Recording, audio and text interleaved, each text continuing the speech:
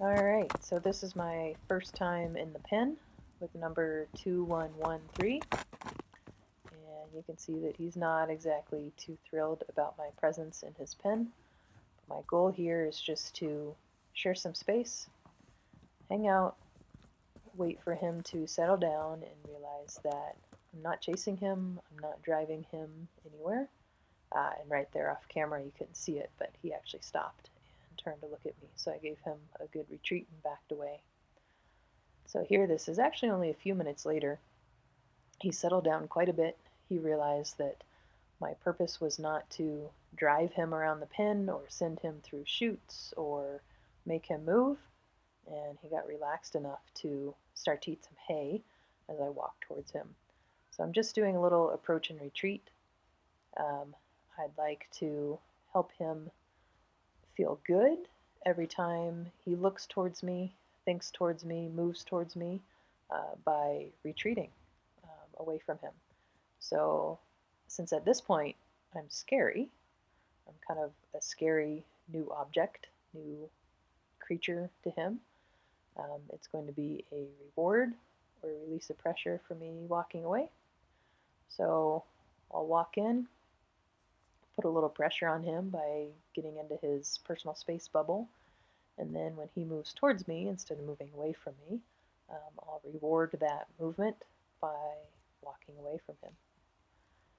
This is really the basic beginning of liberty work, if you think about it. Putting some pressure on him, but pressure does not automatically mean move away.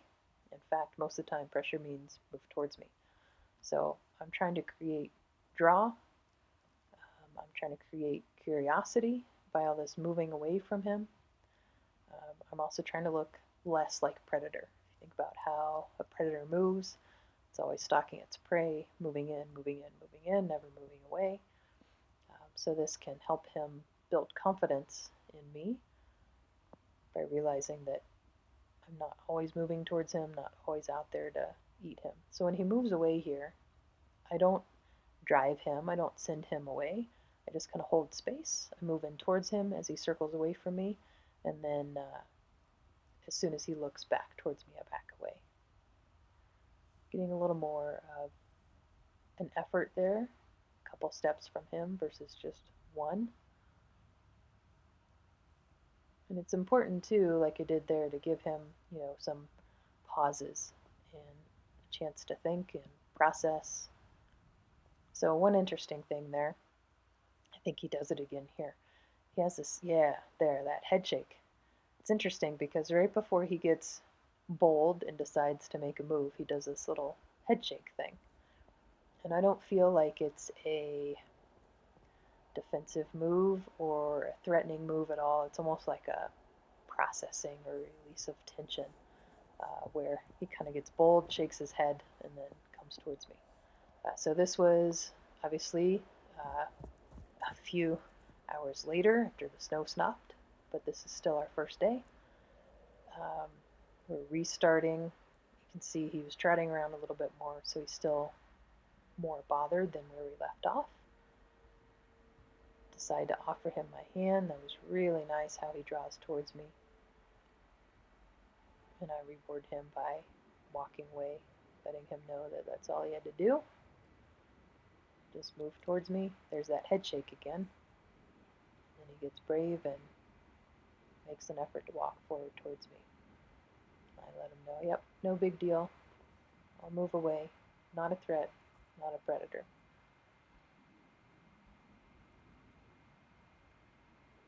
He's really starting to relax, being much more close to me, and he's offering on his own, out of his own curiosity, to come towards me and to be in my space, which is kind of nice.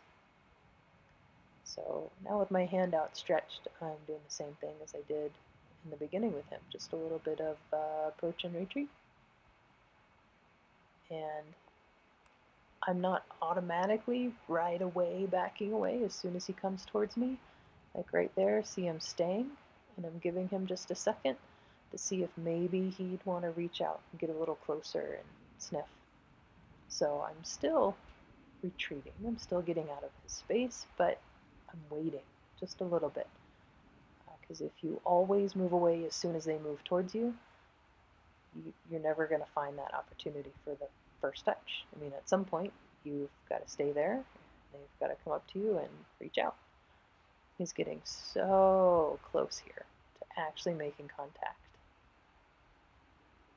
Really close.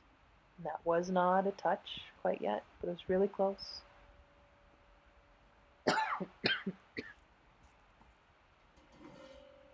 Same thing here. He's getting pretty darn close. It might look like it from the camera angle, but that was not a touch.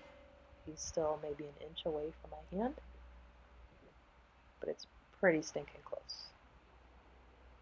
Again, I just relax my body language, move away, let him have a little release of pressure, a little retreat for being so brave. And there he did actually touch my hand, and that was just terrifying. And he spooked away, but there wasn't too much. It didn't take too much time for him to recover from that. So here I'm just taking a little bit of time and trying to build his confidence back up after he spooked from touching my hand. So I'm going back and redoing the same thing we did 5 minutes ago. And you can see by the kind of aversion of his head, he's trying to look at me out of the left eye and that sort of thing. That he's a little more uncomfortable than he was before, but he's being pretty brave. So here he shows some pretty nice draw. You know, all I had to do was walk into his space a little bit, and yes, he did an arc around. He didn't come straight towards me, but he drew towards me pretty nicely. And I decide here to change tactics and not reach out my hand, because he seemed like he felt pretty comfortable just coming into my space and sniffing the side of my arm. That was pretty nice there. So just a little shift forward, and that's enough pressure to ask him to draw towards me. So this is still just day 1, but I have a pretty good feeling that he'll be a nice Liberty horse. He's already shown quite a bit of natural draw. Even though he's scared, just the fact that I could lean towards him and step towards him a little bit and draw him towards me, that's pretty cool. And there was touch number 2. He reached out and touched my arm. He thought again that was pretty terrifying.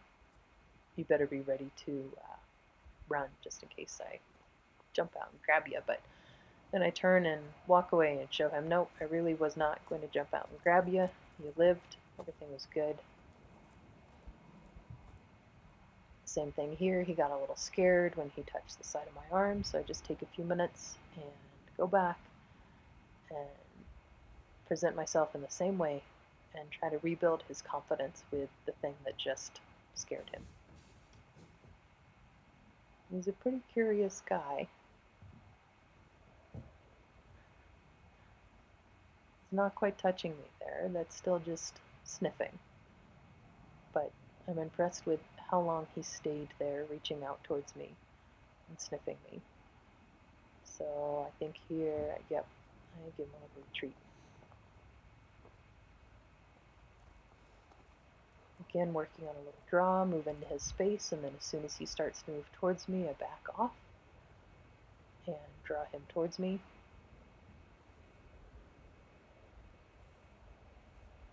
It's funny how he knows exactly where his nose is in space.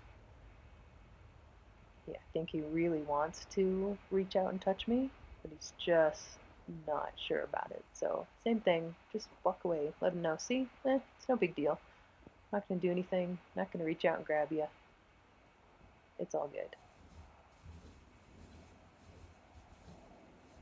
And here I change tactics again, offer my hand, and he's getting pretty bold and curious about it. In a second here, yep, there we go. And I think, yeah, that was close to another touch, but I think I got just whiskers that time. And I feel like he might touch my hand, so I just wait. I'm not backing off, I'm not retreating yet, and right there it was. You can see his little reaction. He was like, ooh, touched your hand, and I backed away. But that was pretty good.